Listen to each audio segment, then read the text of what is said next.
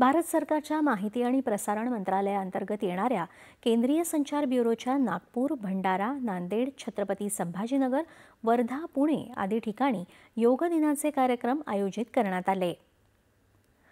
भंडारा इथल्या खाम तलाव परिसरात 450 योग साधकांनी योग साधना केली। जीवनातील तणाव दूर करण्यासाठी योगाची दैनंदिन आयुष्यात साधना करण्याचा संदेश यावेळी राज्यमंत्री डॉक्टर पंकज भोयर यांनी दिला।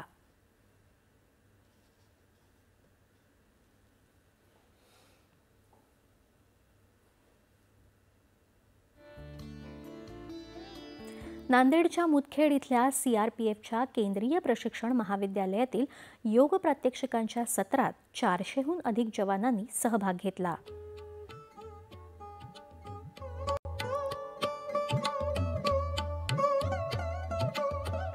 छत्रपती संभाजीनगर इथंही खासदार डॉक्टर भागवत कराड आणि मंत्री अतुल सावे यांच्या उपस्थितीत योग मार्गदर्शन प्रात्यक्षिक सादर करण्यात आली।